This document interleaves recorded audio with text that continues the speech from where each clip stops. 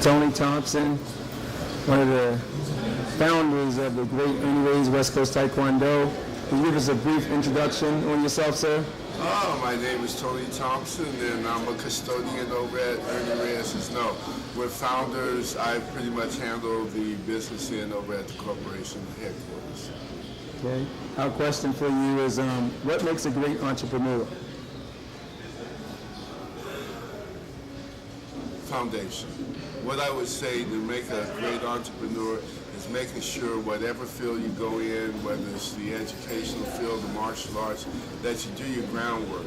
Make sure you know all entities or whatever business you're going in. Set your foundation, then set your goals. Once you have your foundation set, and you set a series of attainable goals where you can have one goal like every 6 months that you know you can obtain, and once you get the confidence, then the sky's the limit. How do you say struggle defines a great entrepreneur? Defines a great entrepreneur? There's no such thing. I think it has to come from the heart. If you really believe in what you're doing as an entrepreneur, you're going to achieve a certain amount of greatness. So I would say the more you feel or sense the heart and soul that you have into whatever topic you're going to, you know when you reach the top. But I think all entrepreneurs will also say you never really reach the top, because entrepreneurs, the ones that really do it, they're set obtainable goals that can't be obtained. But I think that's the drive, to make sure that you keep going until you do obtain that, which never, that's going to be always see. An entrepreneur would never retire, would never sit on their laurels. They're always going to keep moving forward. How do you, I'm sorry, go ahead, I'm sorry, sir. Go ahead. How important is overcoming obstacles for success? Oh, it has to be. If you have obstacles, if you have a goal in mind, you have an obstacle, you got to find a way to get around the obstacle. When you go over it, under it, around it, I don't care. But you have to get over that obstacle. Okay. You know that y'all have so many black belts. I mean, they've been with your organization for such a long time. I mean, how are you able to retain black belts for such a long time? Oh, simple. Family. See, we don't run a business. We have a family attitude, a family atmosphere. And it's like Kwajimurni is my brother. He's not a business partner, you understand? He's my brother, which means family. You don't divorce your family. You don't divorce your brother. So we don't see it as terms of business. We see it as terms of family, and that's all to it. Once you're a family, you're always a family. Until you die, very simple.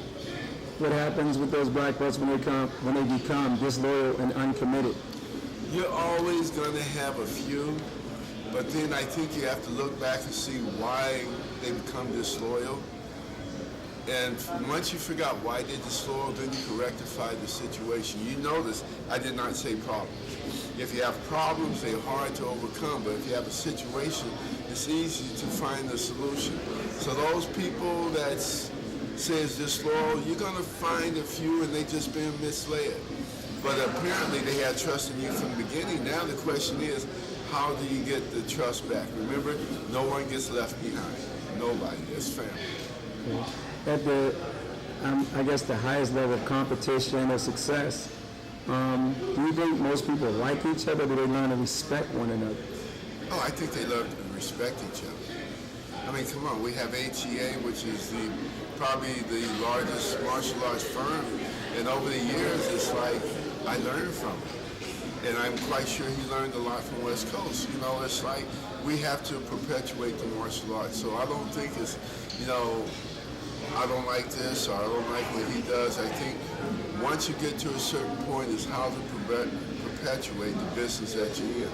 That's entrepreneurship. Okay. Last question.